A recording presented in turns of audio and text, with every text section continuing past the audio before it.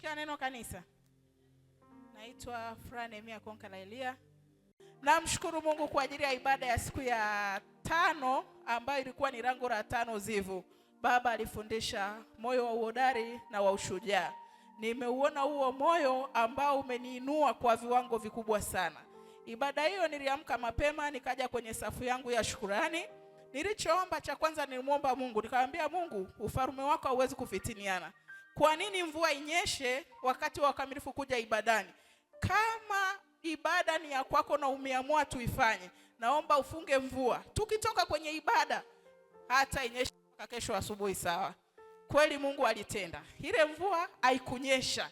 Nilivyotoka hapa nikaenda ndani ya mlima wangu wa moto, nilikuwa na kazi ya kutengeneza kokoto nyingi. Nilivyofika nikatoa vitu nje, kama unga ulikuwa ni kama mfuko, mafuta, yani nimefanya vurugu zangu zote pale nje.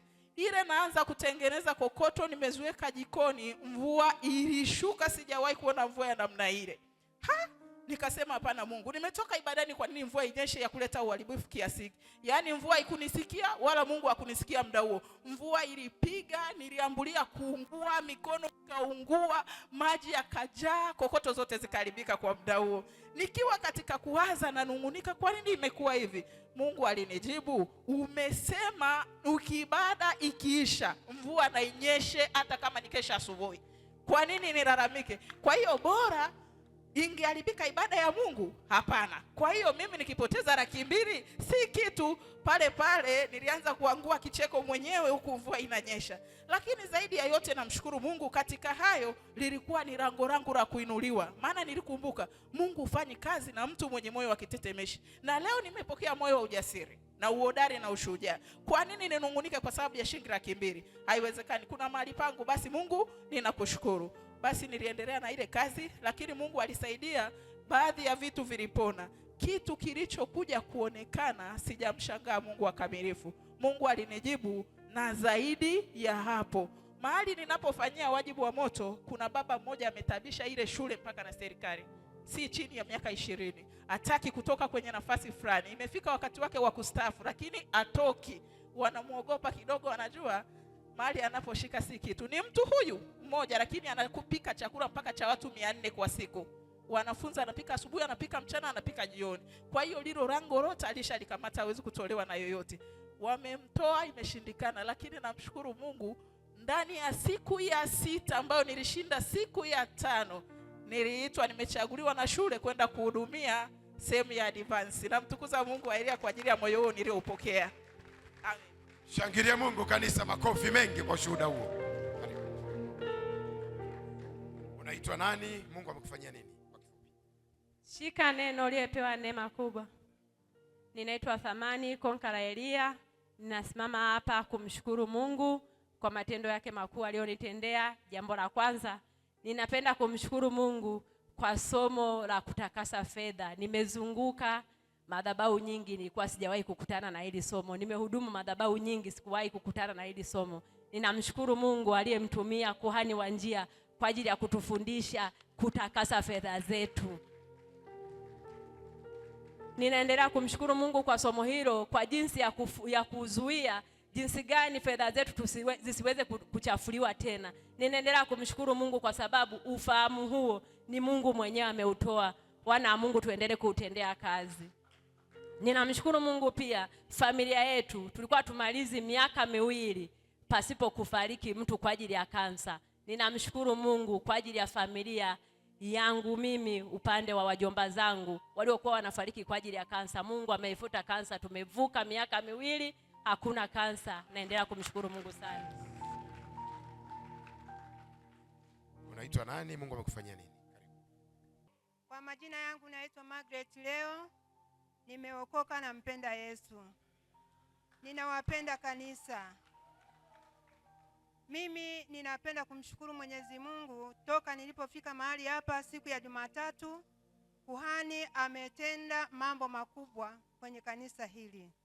Juu yangu mimi mwenyewe nilifika mahali hapa sina amani, nilikuwa nimekata tamaa na maisha yangu, lakini kuhani na mama na baba walinirudishia tumaini langu. Namrudishia Mungu sifa na utukufu. Mimi kuanzia sasa nitakuwa mahali hapa, ninaomba mnipokee.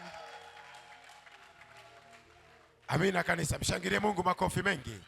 Mungu kwa kumtumia baba yetu wa rohoni, kuhani wa njia, na mama yetu ameweza kupata amani. Ndio, shukrani nyingine. Ninashukuru Mwenyezi Mungu kwa kuendelea kunipa amani. Pia na familia yangu haikuwa tayari kwa sasa hivi, lakini na imani muendelee kuniombea kuhani. Watoto wangu watafika mahali hapa, tutaungana nao. Mungu awabariki sana kanisa. Amina, Mungu akubariki. Karibu. Unaitwa nani? Mungu amekutendea nini? Shika neno kanisa. Kwa jina naitwa Mbegu Nzuri Nehemia Konka la Elia. Namshukuru Mungu kwa alichonitendea kwa huu mwaka wa mavuno.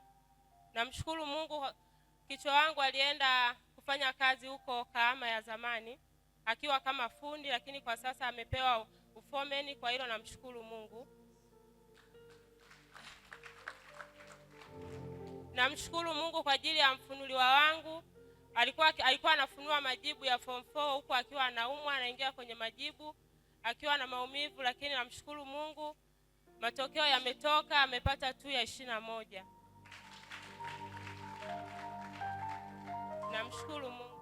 Amina, mshangilie Mungu kanisa makofi mengi kwa matendo makubwa. Karibu. Shika neno kanisa. Amina kubwa. Kwa jina naitwa Kikati Konga la Elia. Namshukuru Mungu kwa ajili ya siku ya leo kusimama mbele zenu mbele mahali hapa. Namshukuru Mungu kwa ajili ya mkesha ambao baba aliwahi kutangaza mwezi ulioisha, mwezi wa Abibu. Ule mkesha Mungu kwa kweli kwa upande wangu nasema litenda, hata kama litenda mengi, lakini mimi namshukuru Mungu kwa ajili ya ule mkesha. Ule mkesha tumetoka kwenye mkesha, kwa kweli nashukuru Mungu. Kuna mfunuliwa ambaye mimi alikuwa na miaka 10 haji mlima wa moto, haji nyumbani, yani harudi nyumbani. Namshukuru Mungu, hiyo siku wakati tumetoka kwenye mkesha tumekaa siku 2. Na ndio hitaji ambalo mimi nilikuwa nimekuja nalo, kwamba Mungu umesema tukikubali, Isaya 1:19. Umesema tukikubali tunakutii, tutakula mema ya nchi. Basi kupitia hilo neno kwa kweli nilimuona Mungu. Yule mtoto alikuja. Na alikuja kwa kweli akiwa kama baraka, kama amefungua kama baraka kwenye familia. Kwa hilo jambo namshukuru Mungu, namtukuza Mungu kwa neema yake. Amina, mshangilie Mungu makofi mengi. Yes. Karibu. Shika neno kanisa. Kwa majina naitwa Thamani Konka la Elia. Napenda kumshukuru Mungu kwa ajili ya kuhani wa njia. Napenda kumshukuru Mungu wa Elia kwa ajili ya makuhani wa njia. Napenda kumshukuru Mungu wa madhabahu hii kwa ajili yangu mimi pamoja na familia yangu. Ushuhuda wangu wa leo, siku moja kuhani wa njia alinipigia simu. Nilikuwa kwenye kipindi kigumu sana. Yaani nilikuwa napita sana. Nikiwa mahali hapo kuhani wa njia akanipigia simu ambayo sikuitarajia. Thamani, mwanangu, hujambo, unaendeleaje? Salama. Tukasalimiana. Tukaongea kwa kirefu sana. Nikamueleza mahali nilipokuwa. Akaniambia neno moja tu, mwanangu, usikate tamaa. Anza kuja lango la majibu. Na mimi nilikuwa naweza sana kuja lango la majibu kwa kweli. Kutokana na wajibu wangu natakiwa kufika asubuhi sana. Lakini nikasema Mungu, nitaanza na kazi yako kwanza kupitia neno la kuhani wa njia ulilolifunua ili mimi univushe. Nitaanza kuja lango la majibu ndipo nitaenda wajibu. Basi nikaanzia hapo. Nikaanza kuja lango la majibu. Kanisa, lango la majibu ni ibada ya asubuhi kila siku.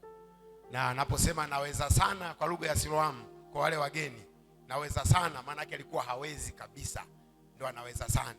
Wajibu ni sehemu ambako anafanyia kazi yake, panaitwa wajibu. Haya, tuendelee. Basi nikasema Mungu, wewe ulisema nishughulike na ya kwako ili na wewe ushughulike na ya kwangu. Tukawa tuko katika lile agano la kukata miti ndani ya kanisa. Nikasema Mungu, kazi yangu ya kwanza naanza kukata miti ili na wewe ufanye ya kwangu. Nikakata mti wa kwanza, nikauleta madhabahuni. Yes. Nikamkutanisha na kuhani Sauti, akafanyiwa huduma. Yule dada ana pesa nyingi sana, lakini pesa zake hazimsaidii kitu, kwa sababu ana magonjwa, hana amani, hana furaha katika maisha yake. Nikamwambia yupo Mungu anayeweza, yupo Mungu aliyeniponya mimi, atakuponya na wewe, twende. Basi tukaanza kuja. Siku ya kwanza yule dada alifika mahali hapa, na ndio siku aliyopokea uponyaji. Akaniambia, dada Rose, hilo kanisa lenu ni kiboko, nitaleta na mimi wengi, kwa sababu ninao wengi wanaohitaji huduma ya mahali hapa. Siku yule dada aliyopokea uponyaji, na mimi ndio siku magumu yangu yote yalikuisha hapa. Yaani kile kilichokuwa kikinisumbua na kunitatiza kikaishia hapo hapo, na suluhu likapatikana. Napenda kushukuru sana kwa ajili ya kuhani wa njia. Kupitia simu yake moja tu ilibadilisha maisha yangu yote. Basi wakamilifu, lango la majibu, nasisitiza kweli linajibu. Na ufunuo unaofunuliwa mahali hapa, ukiutilia umakini na kuanza nao, basi kweli na majibu utayapata kwa uhalisia kabisa. Amina kubwa milele. Basi Baba, napenda kusema asante kwa ajili ya ile simu yako moja ambayo sikuitarajia kabisa, ilibadilisha maisha yangu kwa viwango vya juu sana, na sitayakumbuka tena.